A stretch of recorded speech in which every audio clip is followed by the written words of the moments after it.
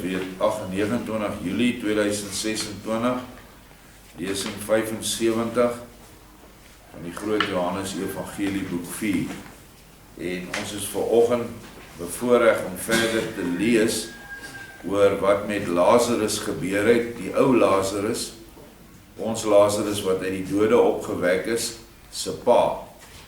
Want die opskrif sê dit vir ons, die gees van Lazarus, die ou ene, getuig oor die Messias.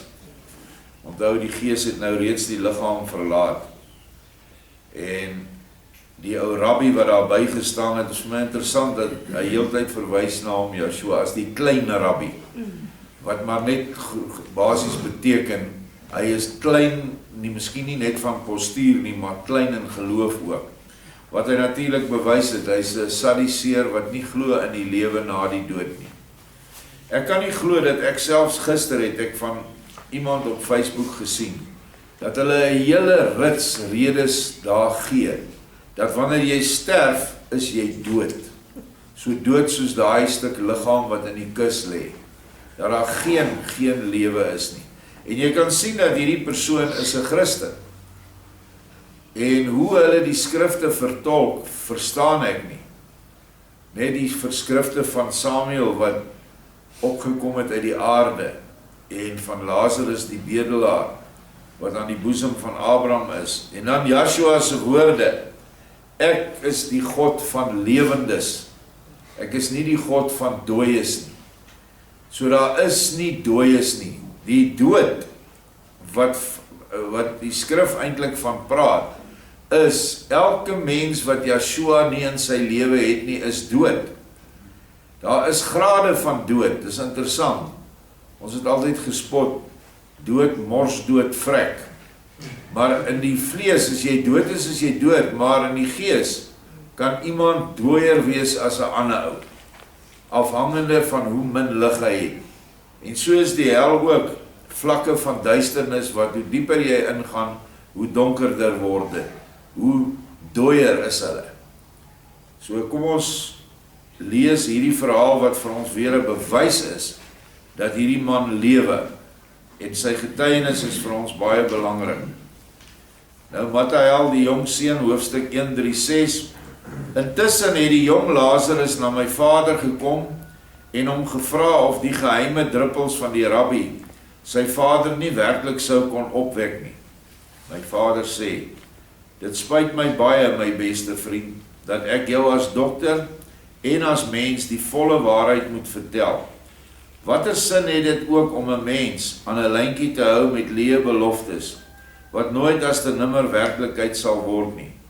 Ek kan jou tot jou troos egter iets beters meedeel, naamlik dat ek jou volkome na waarheid kan verseker, en ook verseker dat jou vader leef, en in werklikheid nooit gesterf het nie. Die jong Lazarus antwoord treurig, kyk na die bed, hy leef nie, en is so dood soos dit maar kan wees. My vader sê, ja, die liggaam heel seker, maar hy was nie jou vader nie, maar slegs jou vader se vleeslike omhulsel. Maar my seun, wat 'n volkome siener van geeste is, kan jou iets anders vertel. Gaan vra hom daaroor, dan sal dit wat hy jou vertel oor wat hy hier gesien het, jou baie vreugde verskaf. Lazarus se seun wend hom toe tot my, as seun van my vader, en vra my, wat ek as seun van die dogter hom wel tot sy troos sou kon sê. En ek vertel hom haarfyn en heel breedvoerig wat ek alles gesien het. Daar was baie luisterende ore om my heen, maar weinig met so 'n gelowige hart soos ons jonge Lazarus.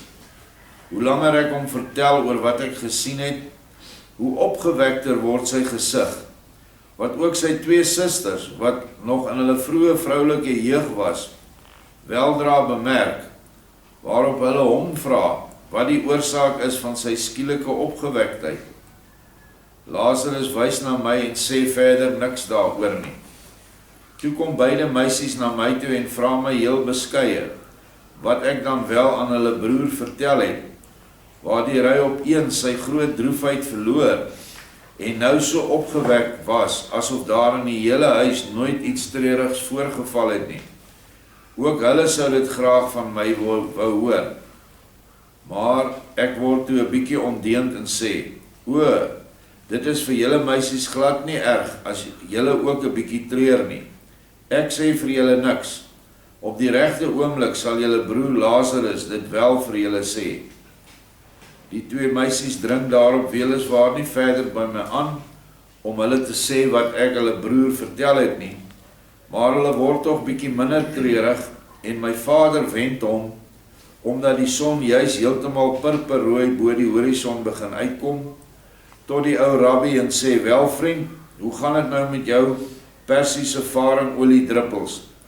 Die oorledene lê nog steeds daar ewe bewegingloos soos 'n ou stuk hout.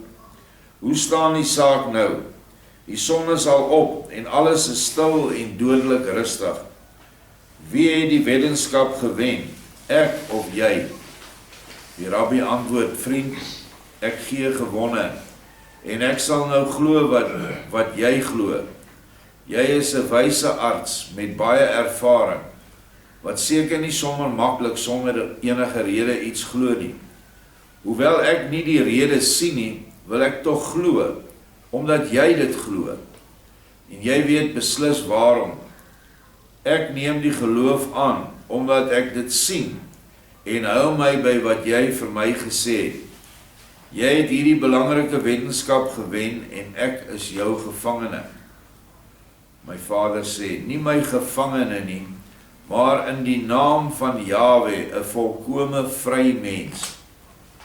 Daarop vra die rabbi aan my vader, vriend, wat moet ek dan doen om jou vriendskap heeltemal te wen? My vader sê, dit het jy al, glo voortaan, en jy sal deur die geloof in die ware lig kom.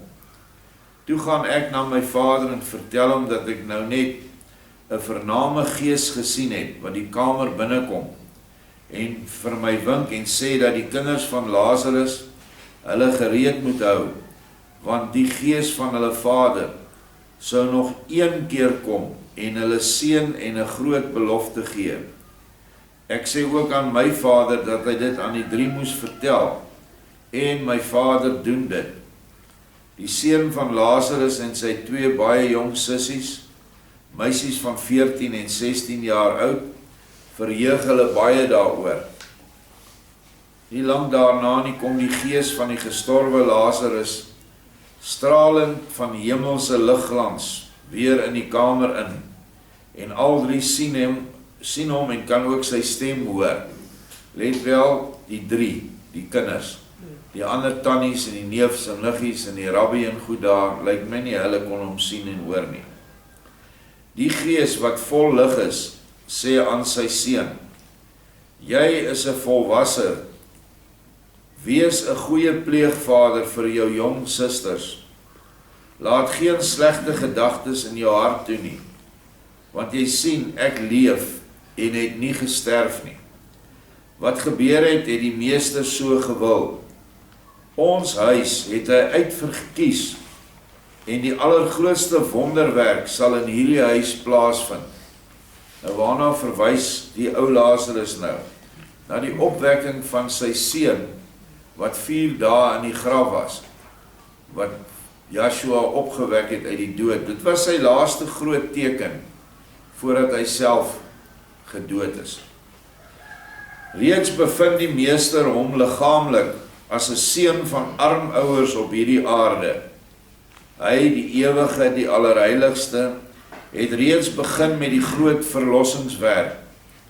Hy wil vir alle mense van hierdie aarde wat van goeie wil is, vir ewig Vader wees. Voortaan sal die mense van hierdie aarde geen onsigbare, ewig onbereikbare, maar 'n bereikbare en altyd sigbare Vader hê. Dit is so 'n belangrike vers hierdie, is dat Joshua die sigbare Vader is vir ons, wat so min mense wil glo. En hierdie Elohim God, wat alles wat in die ewige oneindig is, geskape het, sal in hierdie huis in en uitgaan. Behoed julle hart daarom teen onsuiverheid, sodat hierdie huis waardig kan wees om hom, wat hemel en aarde nie kan omsluit nie, te ontvang. Dat ek leef, dit sien julle, maar let ook daarop dat julle lewe, soos wat ek nou ewig in Elohim, my en julle Vader leef. Ontvang daarby nou ook my ware Vader seun, wat ek julle nou gee, nie meer soos 'n liggaam wat daar in die bed, soos 'n verslete ou mantel wag op die verlossing deur die knaande kake van wurms nie, maar soos 'n volmaakte gees uit Elohim se paradys, in die ryk van die suiwer geeste. Hou die gebooie van Elohim, prys hom en wees bo alles vir hom lief. Dan sal julle op hierdie aarde reeds meer oes as dit wat ek nou ontvang in die helderste paradys van Elohim. Elohim die Meester sal met julle wees. Amen. Toe verdwyn die gees en die 3 kinders word met so 'n vreugde vervul, dat ek dit onmoontlik sou kon beskryf. Let wel, dit is die tydperk voor Yeshua se opstanding, en hierdie suiwer geeste is in 'n plek wat hy nou noem paradys, nie hemele nie. En dit is 'n plek in die aardse sweer. Waar dit presies is daar baie bespiegel, maar ons gaan nie nou daarop in nie. Maar dit is waar die geeste gehou word volgens die boek van Henog, die regverdige geeste. Want hulle moes wag tot die mensoffer gebring is, want die bloed van diere kan nie siele verlos van hierdie aarde af nie, wat op daai stadium nog alles deel was van die Levitiese orde, die slag van diere, die sprinkel van bloed, ensovoorts, ensovoorts. Maar hier gee die man, hy sê, hou die gebooie, en prys hom wie julle nou eendag in hierdie huis sal ontvang. Wat 'n wonderlike belofte wat die pa vir die kinders gee. En ons weet nou van Martha en Maria en Lazarus, wat eintlik Martha en Miriam is. Die woord Maria is nie 'n Hebreëse meisie naam nie. Dit is hoogstens 'n Romeinse naam wat jy daar kry, meer sal kry. Volgende hoofstuk 1:3-7. Die rabbi hou nie sy woord nie. Nou wat's nie. Mattheel praat. Maar alle aanwesiges was verbaas en bly oor die onbegryplike, hartverheffende blydskap van die kinders van die ou Lazarus. Behalwe ek en die 3 kinders van Lazarus, het niemand iets gesien nie. Maar tog was die alle aanwesiges diep onder die indruk daarvan. Sommiges meen dat die 3 'n gesig gesien het wat hulle troos. 'n Paar fariseërs wat ook daar aanwesig was, meen dat die kinders deur die groot verdriet buite hulle sinne geraak het. Die klein rabbi dink egter dat my vader hulle op 'n bepaalde heel geheime wyse betower het of getoer het. Tipies. Maar toe gee ek die klein mannetjie die wind van voor en sê hardop: Mens, het jy dan heeltemal vergeet welke belofte en welke ooreenkoms jy van man tot man met my eerlike vader gemaak het? Hoe kan jy nou dan so teen Elohim se buitengewone barmhartigheid in oordeel? Pas op dat Jahwe jou nie duidelik tereg straf nie, want jy is nie 'n mens nie, maar 'n ellendige dier. Nou ja, komende van 'n jong seentjie wat 12, 14 jaar oud, moes die ou sekerlik nie lekker gevoel het daaroor.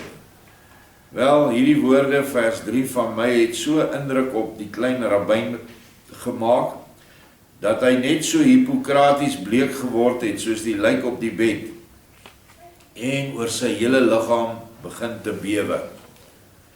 My vader merk dit, gaan na hom toe en vra hom wat hom nou tog oorgekom het, dat hy so lijkbleek daar uitsien. Die klein man vertel hom met bewende stem watter erge dinge ek alles aan hom gesê het. Maar my vader sê aan hom: dit het jy gewis verdien.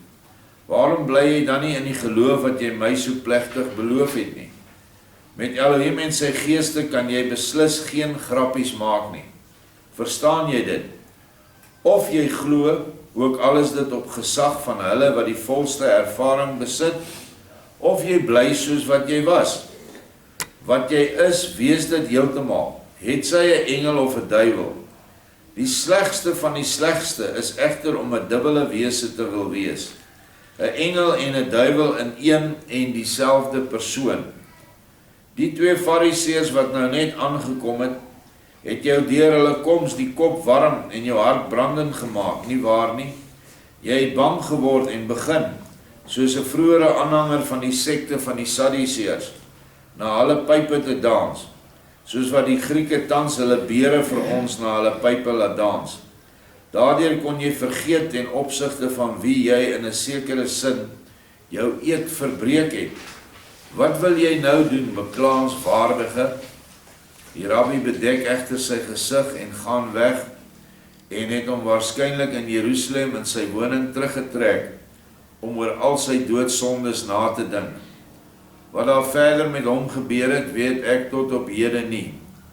Maar die een ding weet ek, dat sowel my vader as ook ek hom daarna nog etlike male in Jerusalem ontmoet het, waarby hy ons egter al op 'n afstand skielik ontwyk. Waarom dit was, uit toorn of uit 'n soort angs, weet ek ook nie.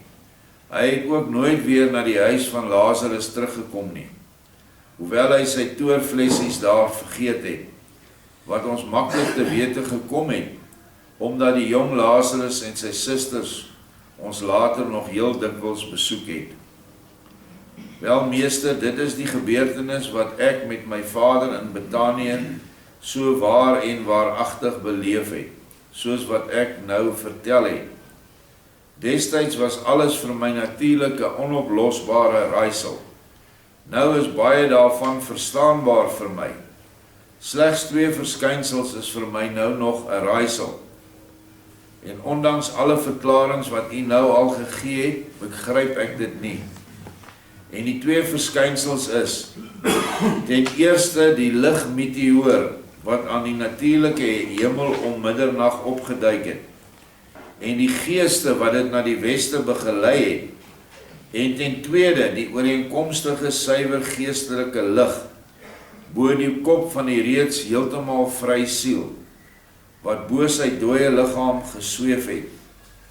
Ook het ek by hierdie siel vooraf geen duidelike werklike nevelwolk gesien nie, maar meer dadelik 'n baie goed gevormde menslike gestalte, wat slegs met 'n uiters ligte violet draad met die liggaam verbind was, en wat baie gou heeltemal afgebreek het, waarop die siel dadelik volledig vry, in 'n glansende wit geplooide gewaad, van die fynste sydraad, in die midde van 'n paar wyse en magtige geeste gestaan het, soos wat ek nou net vertel het.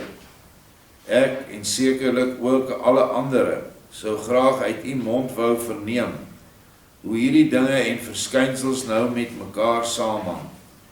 O meester, verduidelik dit aan ons, wat ons dan bring by volgende periode se lesing. Maar hier was nou 'n hele klomp lesse vir ons, deur Lazarus, die ou Lazarus vir ons gegee, en ons kan gerus hierdie goed oor en oor lees, wat maak dat jy, as jy 'n sterfbed gaan hê, en nie 'n ongeluk of wat ook al nie, dat jy dan verseker kan wees, van ook so 'n sagte heengaan uit die liggaam. Onthou, 'n mens wat so heen gaan soos wat ou Lazarus heen gegaan het, voel niks van die angs van die dood nie. Dis 'n uittrede, gewoonlik alreeds in die kamer, versamel daar bekendes, hulle om jou bed, wat net jy kan sien, net soos wat ons hier sien, net seker is kan in daardie geestelike sweer insien, Mattheël, en omdat Vader het toegelaat het, dat die kinders bietjie verhef word en nie so treurig is nie, ook daardie 3. En baie keer is dit mense wat jy goed geken het, dit kan jou ma wees, dit kan jou ouma wees. En moenie dink dat hierdie mense nou net skielik na jou toe kom nie. Hulle was nog altyd daar. Hulle het hulle self nou net sigbaar begin vertoon na mate jou siel die liggaam verlaat. Kom jy dan in die sweer van die geeste en kan jy hulle raak sien. Ons voorouers weet almal wie ons is op die aarde. Hulle ken hulle saadlyn baie goed. Hulle weet wie se hulle kinders, kleinkinders, agterkleinkinders, agterkleinkinders. En baie van hulle is dan ook beskermengele. En dink net hoe hartseer maak ons daai voorouers van ons. Nou is dit nie net meer, is nou so onsigbare, onbekende engel nie. Dis iemand wat aan jou deur jou voorouers geboorte gegee het. En hulle het ook weer 'n lyn wat agtertoe loop tot by Adam uiteindelik. En dit is 'n hele baie groot familiêre besigheid. Dat hierdie geeste van Lazarus gaan nou nie deur 'n Chinees of 'n ou aan die ander kant van die wêreld opgeneem word nie. Hy is by sy volksgenote opgeneem. Net soos wat staan dat Aaron is dood en hy is by sy volksgenote versamel. En dis basies familie. Daar aan die ander kant is jy baie nou verwant aan die mense wat jy hier op aarde geken het en of die mense wat jou voorgegaan het in jou genelyn. En so is daar plekke vir almal, alle volkere. Die skeiding van volkere het Vader ingestel, staan in die skrif. En dit hou nie op na die dood nie. Dat jy ander volkere sal kan besoek wat op die gelyke geestelike vlak is of laer, sal nou altyd moontlik wees vir 'n liggees aan die ander kant. Daar's vryheid. Jy kan beweeg waar jy wil, mits dit in Yeshua se wil is.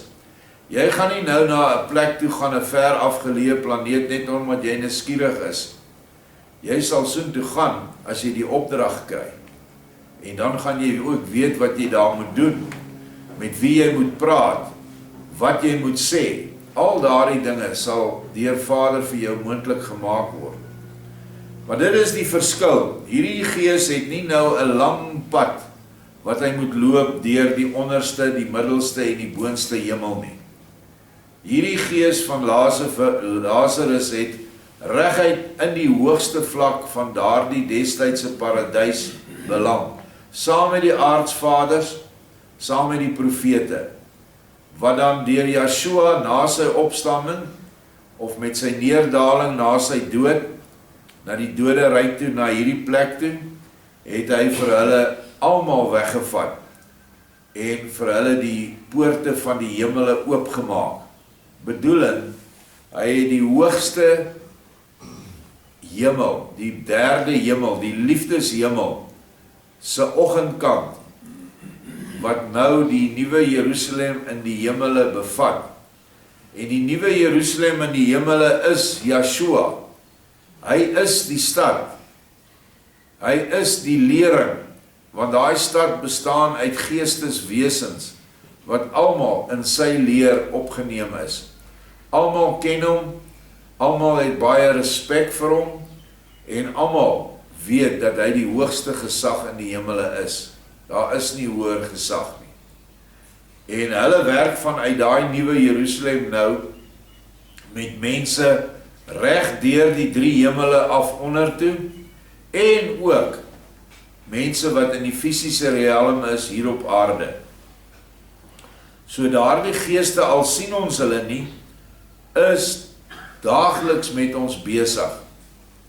As jy geduld nodig het, en jy bid vir Vader, help my, dan stuur hy die gees van geduld. Watter ene is hy nou weer?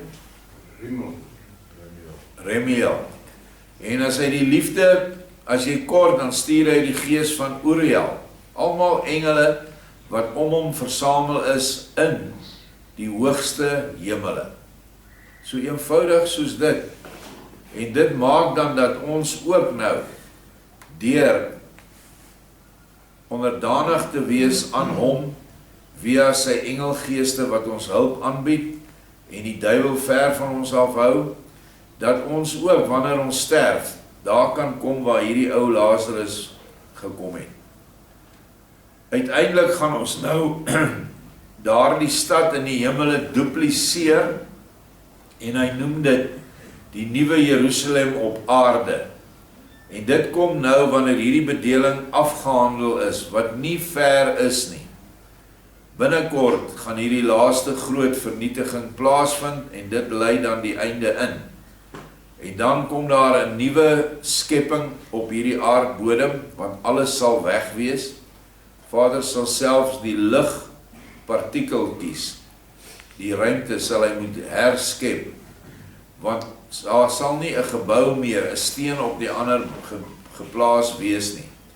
Daai skepping word vervang, hierdie skepping wat ons nou het, word vervang met 'n nuwe skepping.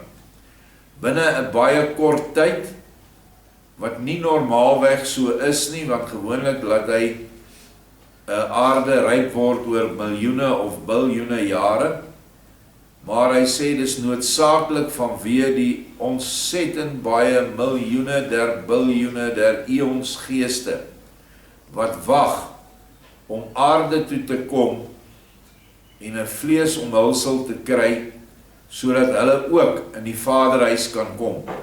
Dit gaan net makliker vir geeste wees om deur die aardse nuwe Jerusalem te gaan, as deur die hemelse een. En so sal daai 144.000 mense, of 144.000 mans en 144.000 vrouens, ek weet nie. Ek weet net, vrouens word nooit getel in die Bybel nie. Hulle word getel as deel van die man. En daardie ouer pare gaan baie kinders hê. En baie siele wat in die ruimte nou verlangend kyk na die aarde toe, maar wat nou in hierdie tyd nie wil kom nie, want hulle is ook op hoogte van die boosheid op hierdie aarde. En die kans dat jy in 'n gesin kan kom, waar jy werklik die stryd gaan wen teen die bose, is baie skraal. Daar is so min mense wat werklik Yeshua georiënteerd is. Maar in die nuwe bedeling sal al 144.000 wedergebore wees, gevul wees met sy krag, gevul wees met sy liefde, en hulle sal geboorte gee aan kindertjies wat reeds wedergebore is. So wonderlik gaan dit wees. En mamas hoef nie te bekommer nie, julle gaan baie kinders kry. Ek weet nie hoeveel nie, maar julle gaan nie ophou nie, want julle gaan vir 1000 jaar lewe. Maar elke geboorteproses is 'n saligmaking van daardie vrou, vanaf die wese, die embrio begin groei, tot by geboorte. En dan is die geboorte die grootste vreugde wat 'n vrou ooit kan beleef, wanneer sy geboorte skenk. Presies die teenoorgestelde wat in die paradys die geval was nadat Eva gesondig het. Haar straf was, jy gaan baie moeilik geboorte gee, groot pyn. En Adam se straf was dat hy in die sweet van sy aangesig sy kos sal verdien.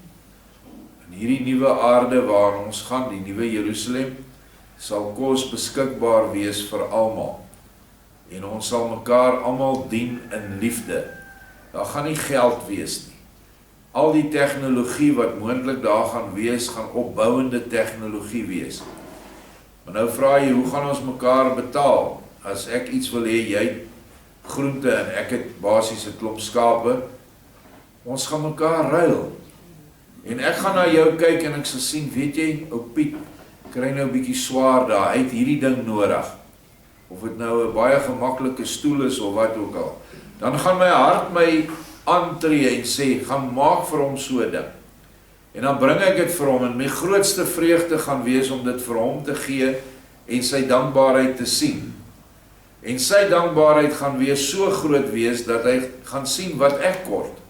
En hy gaan dit weer vir my gee, of vir my maak, of wat ook al. So, dis iets om na uit te sien, waarin hierdie geeste nou vir ons 'n bietjie sig gee oor die lewe na die dood. Ek hoop almal het dit so geniet soos wat ek dit geniet het. Dit is vir my regtig mooi openbaring. Baie dankie.